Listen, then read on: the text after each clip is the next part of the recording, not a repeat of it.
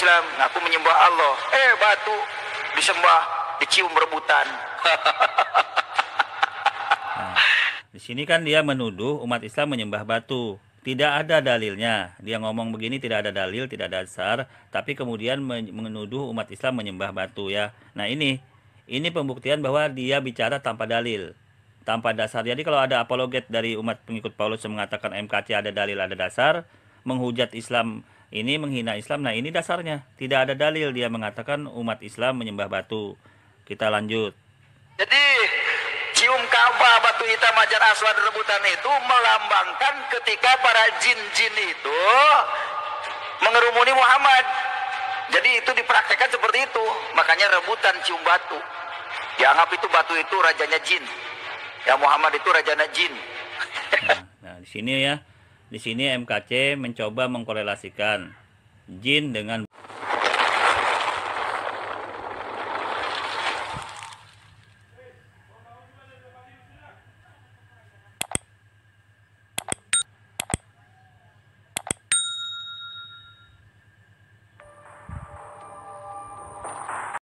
Assalamualaikum warahmatullahi wabarakatuh.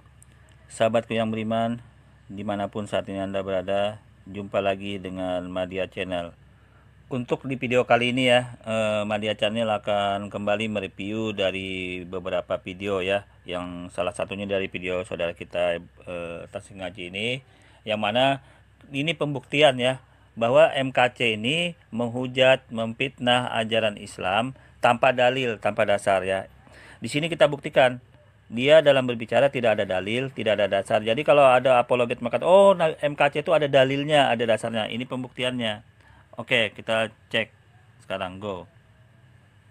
Kita tidak tahu saudara-saudara kapan kita dipanggil.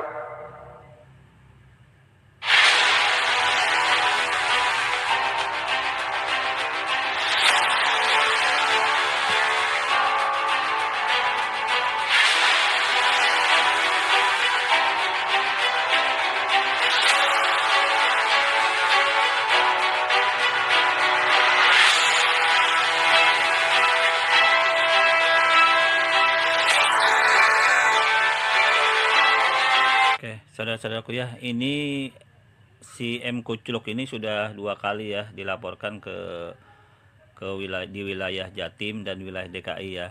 Ya, semoga saja dengan respon MUI ya, dengan respon dari ormas-ormas Islam yang lain, kasus MKC sebagai penghujat, penghina Islam tanpa dasar, tanpa dalil ini kita bisa segera ya diproses ya. Nanti tinggal pembuktian saja nanti di pengadilan ya.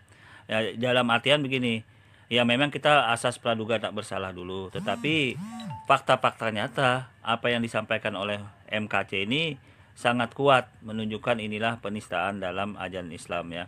Karena apa? Karena apa yang disampaikan itu hujatan tanpa dalil ya. Ini pembuktiannya sekali lagi.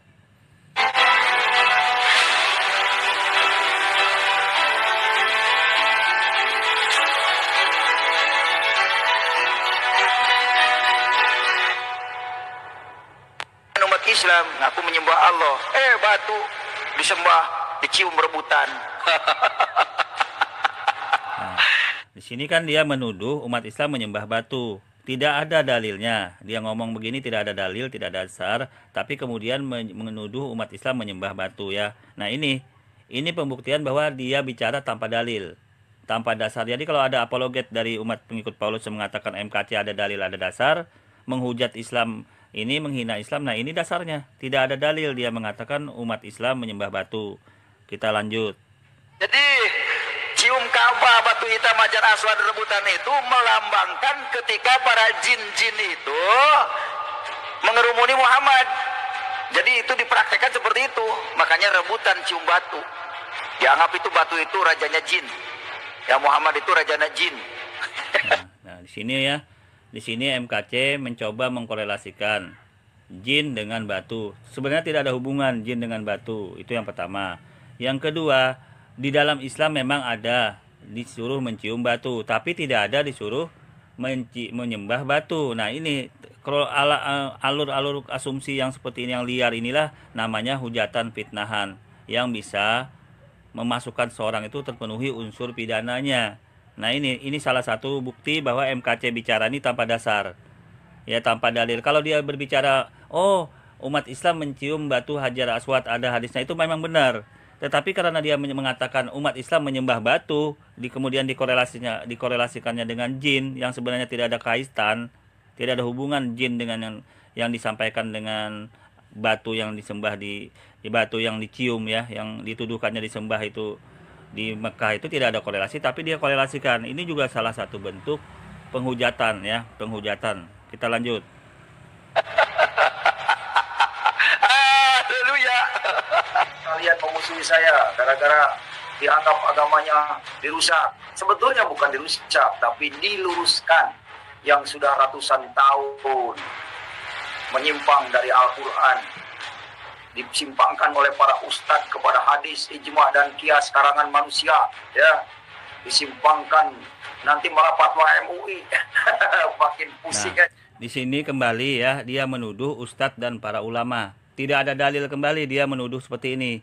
Padahal ustadz, para ulama-ulama itu berdasarkan hukum Islam itu ada yang penggalian hukum. Karena di dalam Islam itu atiullahi wa atiurul rasul wa ulul amri minkum. Jadi kedudukan ulama di dalam hal ini sebagai pewaris para nabi, itu ulama melakukan ijma, kias dan hukum-hukum lainnya dalam praktek ijma ulama itu. Nah, ini kemudian Pak Kece mengatakan itu menuduh dalam hal ini karangan segala macam. Nah, ini sudah jadi bentuk kembali penistaan dalam Islam ya. Dia berbicara tanpa dalil. Kalau dia bisa tunjukkan ulama itu dalam itu karangan tidak boleh diikuti hukum-hukum yang terjadi di dalam Islam itu penggalian hukumnya, ya silahkan, itu tidak terjadi. Tapi ini fakta. Dia bicara asal ngomong tanpa dalil, tanpa ayat, tanpa dasar, dan menghujat para ulama. Oke, kita lanjut. Rakyat ini banyak aturan, jiwa-jiwa yang belum mengenal Yesus, terutama pondok-pondok pesantren ini yang belum mengenal Yesus. Wahai saudaraku, kalau saudaraku mau masuk surga, lepaskan agamamu. Lepaskan agamamu, karena agama itu adalah politik dari Arab. Ya, saudara jangan jadi budak Arab, jadi budak politik. Jadi sholat itu mendirikan tiang agama. Sholat itu bukan ibadah kepada Allah. Tidak ada ayatnya as-sholatu ibadah Allah. Tidak ada. As-sholatu imaduddin. Sholat itu tiangnya agama.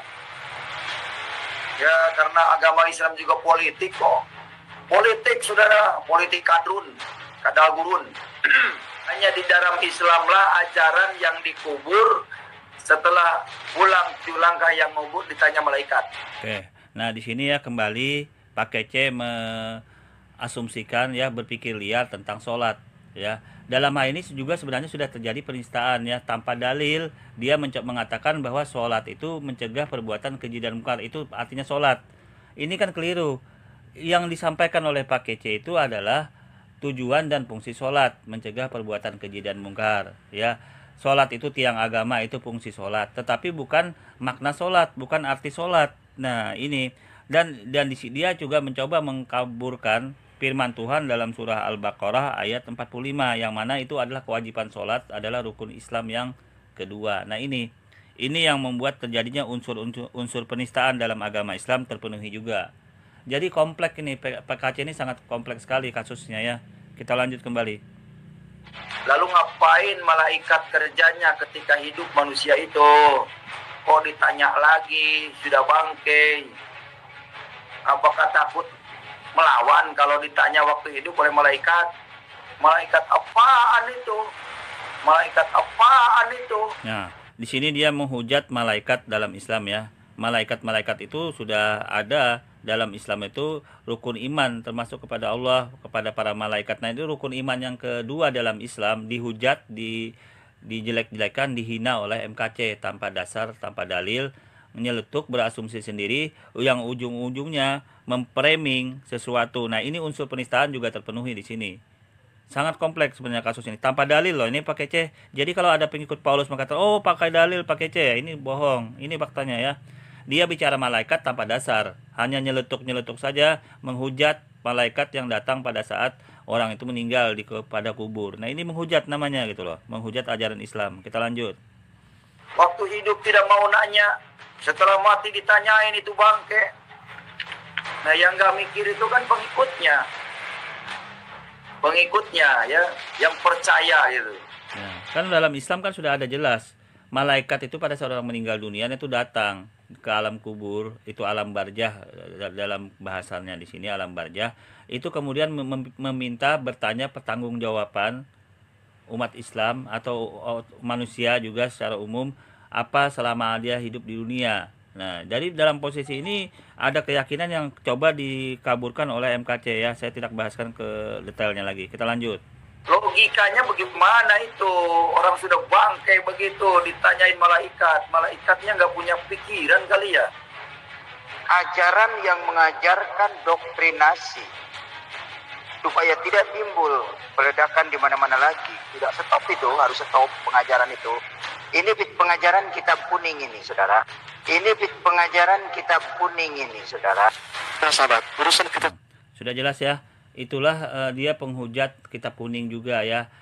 Justru dalam posisi ini salah satu fakta yang sangat berat buat Pak Kece. Selain menghujat kitab kuning itu kan milik ya perorangan pribadi ya, perusahaan juga yang dalam hal ini membuat kitab kuning segala macam, yang mana kitab kuning ini sumber dasarnya daripada Al-Quran dan Al-Hadis, kemudian dikatakan sesat oleh MKC ya, dikatakan sesat oleh MKC. Nah ini parah banget gitu loh, parah banget ya. Nah, belum lagi dia pada saat itu mengatakan bagaimana santri pesantren itu banyak sekali kasus-kasusnya, sangat banyak komplikasi nih ya, hujatan-hujatan tanpa dasar, tanpa dalil ya. Dalam hal ini tidak ada korelasi sebenarnya kitab kuning, banyak kitab-kitab yang lain dalam Islam, banyak kitab-kitab yang lain, ya, kitab Imam Syafi'i, itu kitab Imam Hanafi, banyak kitab-kitab yang lain ya. Jadi dia menghujat salah satu kitab kuning ini. Nah itu masalahnya, tanpa dasar, tanpa dalil. Nah ini oke. Saya kira ini cukup jelas ya untuk menjawab menjawab dan membuktikan bahwa Pak Kece berbicara tanpa dasar, tanpa dalil terhadap ajaran Islam, bahkan menjelek-jelekan orang lain, buku orang lain, kitab orang lain. Itu parah ini. Ini yang diajarkan oleh Pak Kece sebagai ajaran kasih katanya. Menghujat, menghina tanpa apa dasar, menghujat, menjelek-jelekan orang lain, mengatakan santri dan pesantren itu bagaimana, Anda bisa lihat di video-videonya ya. Itu sangat parah, itu sangat parah sekali. Kita lanjut ya, sebentar kita buktikan. Nah, di sini kita lihat lengkapnya ya, pada saat dia menghina kitab kuning dan menghina orang-orang di dalamnya ya, yang terlibat dalam kitab kuning ini ya. Kita lanjut. Ajaran yang mengajarkan doktrinasi supaya tidak timbul peledakan di mana-mana lagi. Tidak stop itu, harus stop pengajaran itu. Ini pengajaran kitab kuning ini, saudara. Karena memang sudah tertulis di Al-Quran, barang siapa yang melenceng dari Al-Quran akan ditemani setan. Banyak orang yang ditemani setan merasa benar. Ya, merasa coba lihat ya. Ini kan otaknya kan nggak waras ya, si Kece ini. Padahal kitab kuning sumber asalnya, datanya, pengambilan sumber-sumber dari kitab kuning itu Al-Quran dan Al-Hadis dan para ulama. Jadi di sini kemudian dia mengatakan kitab kuning itu sesat segala macam, dia maka sama saja dia mengatakan karena sumbernya daripada Al-Quran dan Al-Hadis, maka sama saja dia mengatakan Al-Quran dan Al-Hadis itu sesat. Karena sumber kitab kuning berasal dari Al-Quran dan Al-Hadis. Ini masalahnya, ini letak penistaan yang nggak bisa dibantah lagi kepada ajaran Islam ya. Kita lanjut. Paling benar, paling suci, nah itu adalah ditemani setan. Oleh karena itu pemerintah harus mencabut kitab kuning di Menkumham. Itu kekayaan intelektual. Dan itu kalau sudah dicabut, itu karena tidak berfungsi. Apa sih? Keluaran pesantren nggak bisa bikin mobil, masih kalah SMK Solo. SMK Solo bisa bikin mobil, dari pesantren bisa apa? Nah, dia menghujat para pesantren ya, anak jebolan pesantren, orang-orang santri, dia menghujat ini sudah mulai menghujat. Dia nggak sadar bahwa kitab kuning itu sumbernya daripada Al-Quran, sumber pengambilannya daripada Al-Hadis yang dirangkum di dalam kitab kuning itu, kemudian digali, difokuskan dengan satu tema bahasan. Nah ini dalam posisi ini dia sama saja menghujat. Pertama dia menghujat sumbernya yaitu Al-Quran dan Al-Hadis. Dengan mengatakan sesat itu sama saja dia menghujat Al-Quran dan Al-Hadis, itu yang pertama. Kemudian dia juga menghujat dalam posisi Kapolri, polisi saja mengatakan suruh programnya itu belajar dengan kitab kuning. Nah ini sama saja Anda bisa lihat ini posisinya sangat parah ini, sangat parah karena dia selain menyinggung dalam hal-hal yang keagamaan, tetapi menyinggung juga dalam posisi ini hal-hal yang bersifat teknis ya dalam kehidupan ya alam nyata. Kita lanjut. Cuma khotbah kayak si Yahya Waloni doang, nggak ada untungnya Indonesia. Sangat tidak menguntungkan anak generasi muda ke depan ini akan suram kalau diajari oleh pesantren. Ya, cuma diajarkan dakwah juga bukan Indonesia yang didakwakan, menawarkan negara apa. Nah, dia di sini menghujat pesantren ya, menghujat pesantren, menghujat santri-santrinya yang jebolan pesantren. Ini menghujat santri nih. Inilah yang diajarkan pengikut Paulus, ajaran kasih katanya, menghujat agama orang lain, menista agama orang lain, bahkan yang dirugikan pesantren. Dikatakan sesat, dikatakan tidak baik, dikatakan teroris segala macam. Ini kan parah ini. Ini yang membuat keresahan, ini mengganggu keutuhan kerukunan antar umat beragama, menggores. Anda bayangkan pesantren itu rata-rata dikuasai oleh dalam orang-orang NU, dalam posisi NU lah yang selama ini para santri-santri NU. Nah, Anda tahu sendiri NU itu bagaimana toleransinya kepada umat Kristen, tapi dirusak oleh MKC ini. Ya, bagaimana MKC ini merusak keutuhan, kerukunan, toleransi antar umat beragama yang sudah dibangun oleh NU selama ini, salah satunya yang sangat berjasa yaitu ada NU. Tetapi tiba-tiba datang Pak Kece menghujat kitab kuning yang dipakai oleh orang NU, para santri-santri NU. Dan ternyata polisi pun programnya itu suruh belajar kepada kitab kuning. Ini sangat parah ini Pak Kece ya. Kita lanjut. Yang harus stop. Menawarkan kebaikan Arab, menawarkan Muhammad, itu harus di stop, saudara, agar Indonesia ini sadar. Nah itu ajaran, waduh. Makanya saya tinggalkan ajaran Islam itu karena saya sudah tahu dalamnya. Jadi wahai saudaraku yang belum percaya Yesus, saya ini seorang haji, mantan santri, juga pernah jadi kiai. Jadi tolong dengar saya. Ajaran yang saya tinggalkan itu ternyata itu buktinya yang terjadi di Makassar. Cobalah sadar hati saudara. Oke, nah dia mencoba ya menjelek-jelekan Islam dengan mendatangi kasus-kasus yang terjadi saat ini. Ada yang terjadi bom, teroris. Nah itu bukan Islam, karena ajaran Islam itu tidak seperti itu. Kalau ada para oknum-oknum yang melakukan seperti itu, semua agama rata-rata terjadi seperti itu, kejahatan. Anda bisa bayangkan kejahatan pengikut orang-orang kafir kepada Muslim Uighur, bukan ya, kepada Muslim Uighur ya, pada di India itu Muslim di India, di Bosnia dan di seluruh dunia yang menjajah itu rata-rata orang kafir ya, pengikut Paulus di seluruh dunia loh, termasuk Amerika ini sudah menginvasi puluhan negara Timur Tengah ini. Itu ngebom, membunuh segala macam, menyengsarakan rakyat seluruhnya.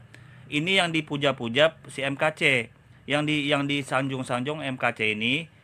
Nah, kemudian dia menuduh perbuatan-perbuatan yang pribadi seperti itu dikorelasikannya secara general kepada ajaran Islam. Ini penistaan ini cukup penistaan. Dia nggak sadar yang menjajah seluruh dunia ini rata-rata orang kafir.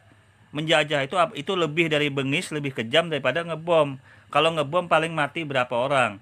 Kalau menjajah ini jutaan orang dimatiin, disiksa, diambil, dikuras semua. Termasuk Anda bisa lihat contoh sekarang ini di Afghanistan. Itu 20 tahun Amerika menjajah Afghanistan. Datang Taliban membebaskan itu. Tiba-tiba Taliban yang dijelek-jelekan. Ini parah banget ini Pak KC dan kawan-kawan ini. Oke? Kurang lebihnya Madia mohon maaf. Assalamualaikum warahmatullahi wabarakatuh.